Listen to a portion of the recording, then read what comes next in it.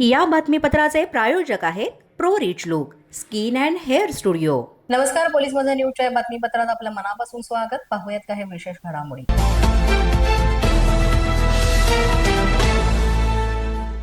पुणे विद्यापीठामध्ये विद्यार्थ्यांनी आंदोलनाला सुरुवात केलेली आहे। विद्यार्थ्यांचं चिखलात बसून हे आंदोलन सुरू झालेलं आहे। वसतिगृहाच्या मागणीसाठी विद्यार्थी चिखलात बसून हे आंदोलन करतात। वसतिगृहाची एक इमारत तयार सुद्धा झाली आहे, मात्र तरीही विद्यार्थ्यांना तिथे प्रवेश दिला जात नसल्याचा आरोप या विद्यार्थ्यांतर्फे करण्यात आलेला आहे।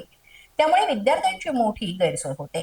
10 नंबरच्या हॉस्टेलमधील 2 वर्षांपासून त्याचं बांधकाम पूर्ण झालेलं आहे, पण फक्त तिथे रस्ता तयार झालेला नाही। या कारणाने ते हॉस्टेल बंद ठेवलेलं आहे, ज्याची कॅपॅसिटी जवळपास 750 विद्यार्थ्यांची आहे। म्हणजे जर ते हॉस्टेल चालू केलं विद्यापीठ प्रशासनानं तर हा प्रश्न विद्यार्थ्यांचा सुटेल, पण विद्यापीठ प्रशासनाचा हा जो निर्णय आहे तो अद्यापही घेण्यात आलेला नाही। कारण इथे बऱ्याचदा ग्रामीण भागातले विद्यार्थी सुद्धा हॉस्टेल न मिळाल्यामुळे परत जातात।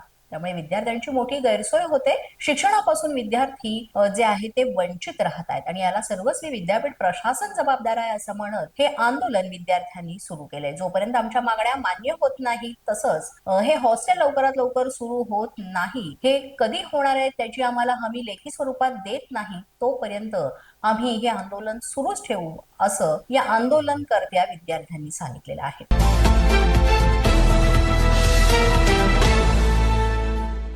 ई बाईक टॅक्सी विरोधात आझाद मैदानावर आंदोलन केलं जात आहे। पुण्यातून जवळपास 2000 चालक जे आहेत ते आंदोलनामध्ये सहभागी होत आहेत। पुण्यातील बघतोय रिक्षावाला या संघटनेच्या वतीनं ही आंदोलनाची हाक देण्यात आलेली आहे। ई बाईकमुळे पारंपरिक रिक्षा चालकांचं उत्पन्न घटण्याची भीती देखील यावेळेस व्यक्त केली जाते। शासनाने निश्चित केलेले दर न दर्शवता जास्तीचं भाडं आकारल्याचा आरोप देखील या टॅक्सी चालकांकडून केला जातोय। त्यामुळे संपूर्ण बंद पुकारून आझाद मैदानात हे आंदोलन केलं जात आहे आणि जोपर्यंत आमच्या मागण्या पूर्ण होत नाही तोपर्यंत हे आंदोलन सुरू राहील असंही सांगण्यात येत आहे।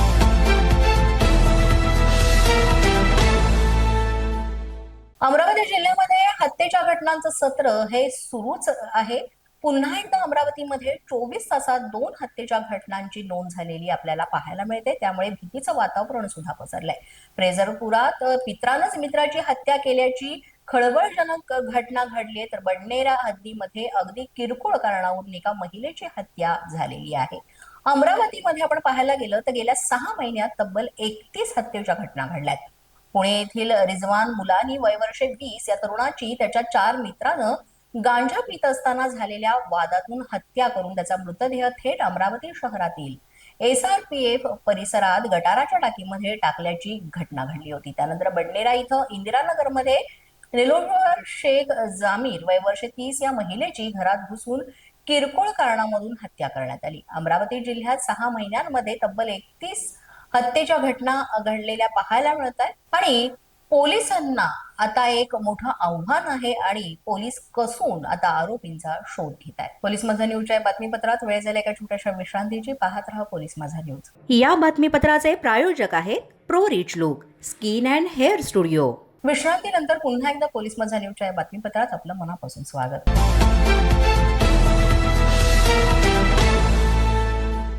समृद्धी महामार्ग राज्याच्या विकासाचं प्रतीक मानला जातो, मात्र हाच समृद्धी महामार्ग हा अनेक कारणांसाठी वापरला जातो। यामध्ये आता अंमली पदार्थाच्या वाहतुकीसाठी सुद्धा हा वापरला जात आहे। ग्रामीण पोलिसांनी समृद्धी महामार्गानं गांजाची तस्करी करणारी एक टोळी जेरबंद केलेली आहे। या कारवाईमध्ये 3 संशयितांना ताब्यात घेतलंय आणि त्यांच्याकडून 36,39,080 रुपयांचा मुद्देमाल जप्त करण्यात आलेला आहे।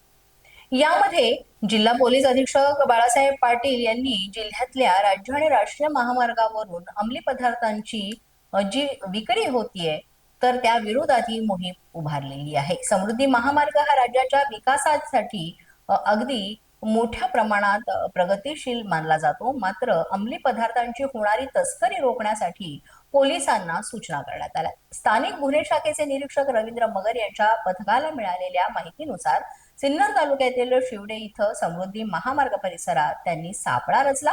नागपूरकडून मुंबईच्या दिशेनं संशयित 2 मोटारी भरधाव वेगाने येत असताना पथकानं त्यांचा पाठलाग करण्यास सुरुवात केली। त्यापैकी एका मोटारीनं वळण घेत नागपूरच्या दिशेनं ती परत फिरली, तर एक मोटार मात्र मुंबईच्या दिशेने निघून गेली. दोन्ही कारचा पाठलाग करून पोलिसांनी कोकमठण टोल नाक्याजवळ एक कार अडवली, तर दुसऱ्या कार चालकानं शिवडे शिवारात कार थांबवून पलायन केलं.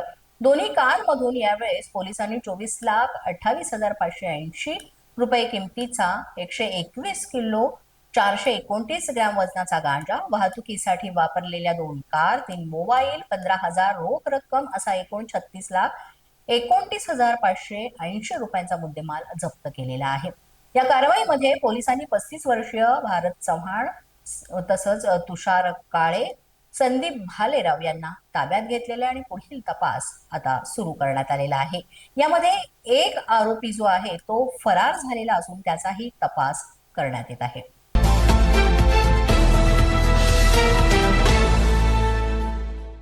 भारतीय अंतराळवीर शुभांशु शुक्ला हे आपल्या 4 सहकाऱ्यांसह सुरक्षितपणे पृथ्वीवर परतले.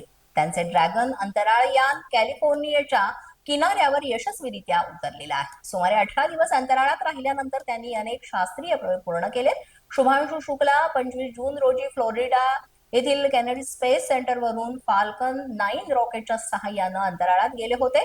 ते अमेरिका, पोलंड आणि हंगेरीमधील 3 सहकारी अंतराळवीरांसोबत 14 जुलै रोजी दुपारी 4:45 आंतरराष्ट्रीय अंतराळ स्थानकावरून पृथ्वीकडे रवाना झाले.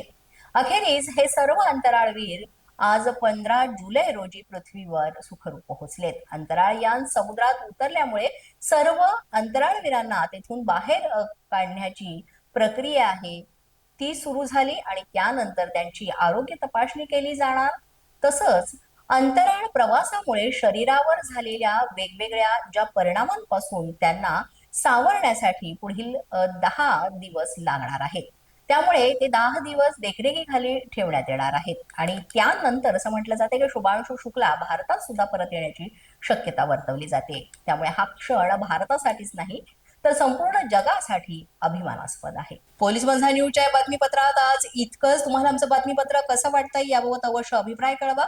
यासाठी पोलीस माझा न्यूजचं युट्यूब चॅनल सबस्क्राईब करा. तसंच आमचं फेसबुक, इंस्टाग्राम आणि ट्विटर अकाउंट फॉलो करा. अधिक माहितीसाठी आमच्या www.policemazhanews.com या वेबसाईटला भेट द्या. आमचे अधिकृत प्रतिनिधी व्हायचं असेल तर स्क्रीनवर दिलेल्या क्रमांकांवर आजच संपर्क साधा. आजच्या बातमीपत्रात इतकंच. पुन्हा भेटूया पुढील बातमीपत्रात. तोपर्यंत पाहत रहा पोलीस माझा न्यूज.